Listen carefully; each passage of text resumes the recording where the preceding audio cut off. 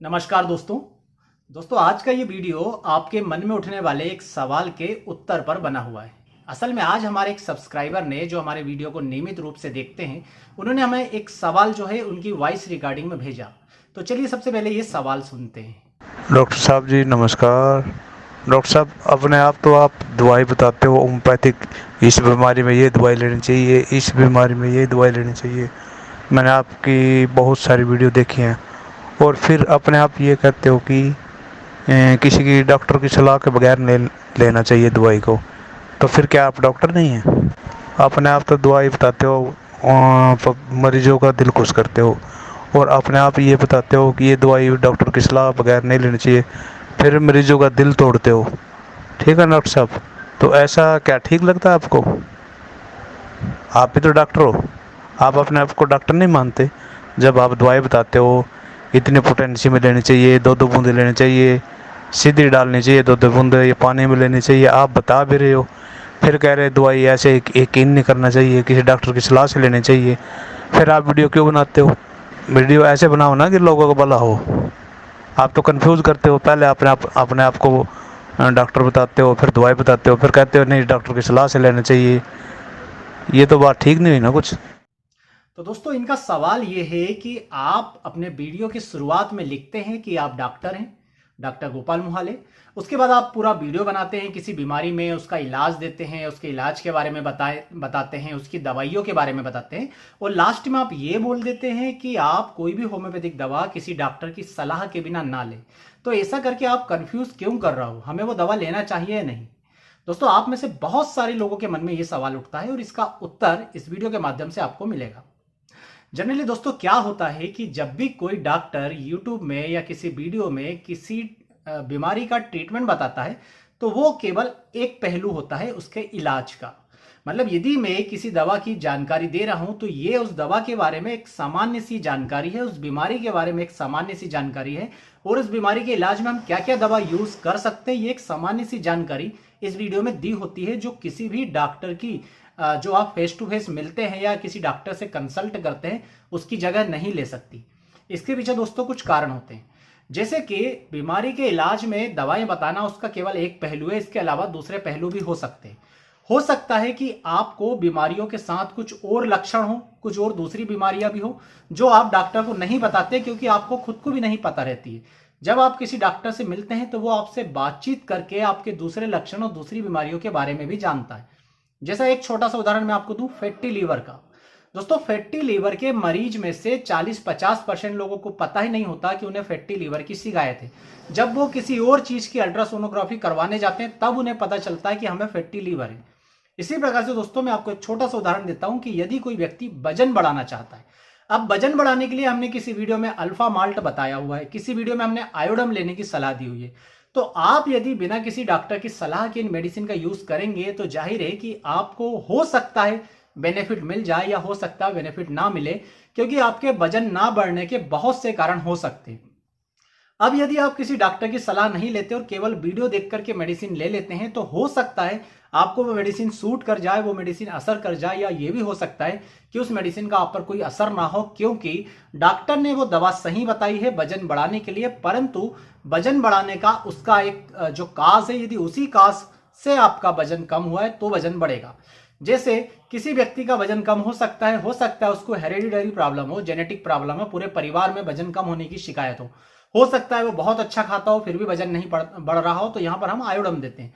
हो सकता है कि उसका वजन जो है न्यूट्रिशन की कमी के कारण नहीं बढ़ रहा हो, तो यहां पर हम अल्फा माल्ट देते हैं।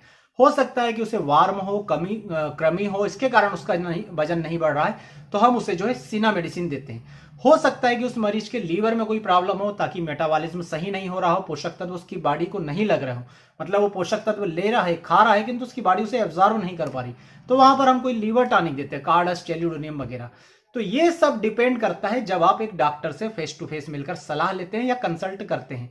अब आप मान लीजिए डायरेक्ट वीडियो देख लेते हैं और वजन बढ़ाने के लिए अल्फा माल्ट ले रहे हैं, 2 महीने, 4 महीने, 6 महीने हो गए, किंतु आपको कोई रिजल्ट नहीं मिल रहा, तो आप उस डॉक्टर को भी दोष देते हो कि इसने दवा बताई थी वो गलत है, किसी प्रकार का रिजल्ट नहीं दे रही। होम्योपैथिक मेडिसिन को भी दोष देते हो कि होम्योपैथिक मेडिसिन से कुछ नहीं हो रहा, क्योंकि यहां पर आपने केवल एक पहलू पर गौर किया, आपका वजन नहीं बढ़ रहा था, आपने वीडियो देखकर वजन बढ़ाने वाली दवा ले ली। इस प्रकार से होम्योपैथी को काफी नुकसान पहुंचता है यदि आप बिना किसी डॉक्टर की सलाह के होम्योपैथी लेते हैं और आपका भी काफी समय और पैसा नष्ट होता है। एक छोटे से दूसरे उदाहरण की बात करूं दोस्तों, तो यहां पर आप मेरे हाथ में वाइलेक्स मेडिसिन देख रहे हैं। अब ये जो मेडिसिन होती है ये कॉन्स्टिपेशन के मरीज को दी जाती है, रात में एक टेबलेट लेता है तो सुबह खुलकर मोशन होता है। अब यदि वीडियो में मैं बताता हूं कि वाइलेक्स मेडिसिन है, बहुत अच्छी मेडिसिन है कब्ज दूर करने के लिए, तो ये गलत नहीं है, मैं सलाह सही दे रहा हूं। किंतु दोस्तों अब इसके पीछे दूसरे पहलू है। क्या कोई व्यक्ति को ऐसा कब्ज है कि उसे वाइलेक्स लेने की जरूरत है? क्या कोई व्यक्ति कोई दूसरे चूर्ण तो साथ में नहीं ले रहा? क्या कोई व्यक्ति बाजार का क्रीमाफिन तो साथ में नहीं ले रहा? अब मैंने तो उसे वाइलेक्स बता दिया, परंतु वो पहले से दूसरी मेडिसिन से यूज कर रहा है, उसे कोई आराम नहीं, उसने साथ में वाइलेक्स यूज कर ली, तो ये भी हो सकता है कि उसे दूसरे दिन मोशन की जगह जो है दोस्तों डायरिया हो जाए, दस्त से लग जाए। तो यहां पर आप डॉक्टर को भी दोष देंगे और होम्योपैथिक मेडिसिन को भी दोष देंगे। इसी तरह से हमने केस पढ़ा है, केस सुना है कि रामदेव बाबा जो है अपने हार्ट के मरीज को लौकी का जूस लेने की सलाह देते थे और बहुत सारे लोग जो है लौकी के जूस पीने से लाभान्वित हुए। किंतु एक केस ऐसा आया जिसमें व्यक्ति को लौकी के जूस पीने से तकलीफ बढ़ गई, उसने बाबा रामदेव पर केस कर दिया। बाद में पता चला कि वो व्यक्ति ने जो लौकी का जूस पिया था वो लौकी बहुत ज्यादा कड़वी थी, एक प्रकार से देखें तो लौकी सड़ चुकी थी, काफी पुरानी हो चुकी थी। अब इस व्यक्ति ने इसके दूसरे पहलुओं पर गौर नहीं किया कि यदि लौकी का जूस कड़वा लग रहा है तो हो सकता है ये लौकी खराब हो गई हो।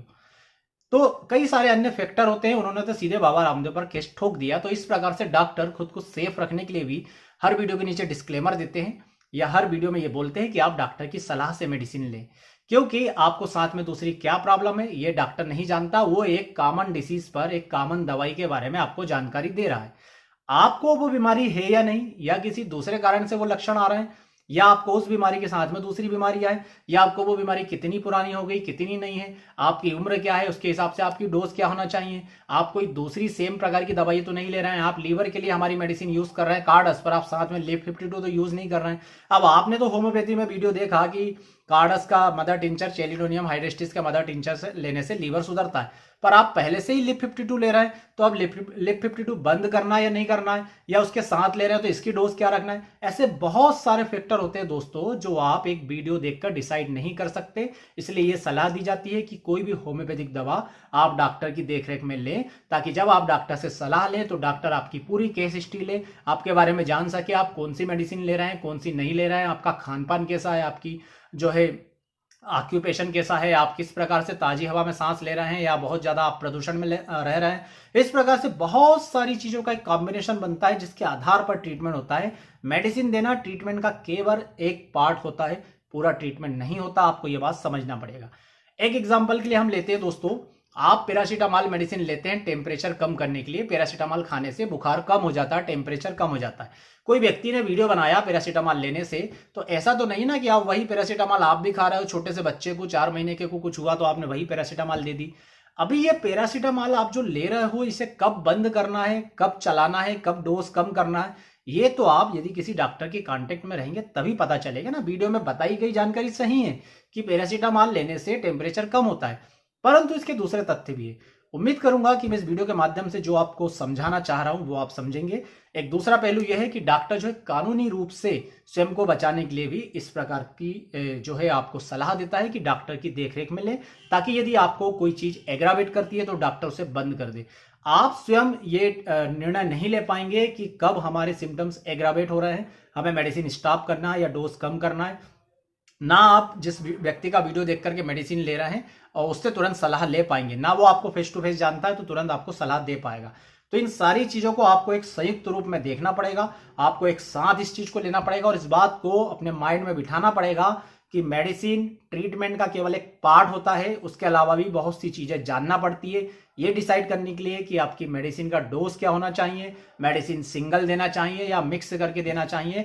तो इस प्रकार से सारी चीजों को एक साथ आपके ऊपर जो है सही तरीके से लागू हो, इसलिए हम हर वीडियो के लास्ट में कहते हैं कि कोई भी होम्योपैथिक दवा किसी डॉक्टर की देखरेख में ही यूज करें, वरना आप मन से केवल वीडियो में बताई गई दवा को लेते रहेंगे तो हो सकता है आपको फायदा ना हो, क्योंकि वो कास्ट कवर नहीं हो रहा है। तब आप डॉक्टर को भी जो है भला बुरा बोलेंगे और उसकी दवाइयों को भी। हो सकता है कि आपके लक्षण बढ़ रहे हों जो आपकी नहीं समझ में आ रहा हो। इन सभी चीजों के लिए आपको डॉक्टर की सलाह से ही दवाएं लेना चाहिए। अभी भी मैं इस वीडियो में यही बोलूंगा, यूट्यूब वीडियो देखकर कोई दवा मन से ना ले, किसी डॉक्टर की देखरेख में ही आप दवाओं का सेवन करें, चाहे वो होम्योपैथिक हो, आयुर्वेदिक हो, एलोपैथिक हो, कोई भी मोड ऑफ ट्रीटमेंट हो। उम्मीद करूंगा दोस्तों कि ये जो क्वेश्चन आपके मन में होगा इसका सॉल्यूशन आपको मिल गया होगा।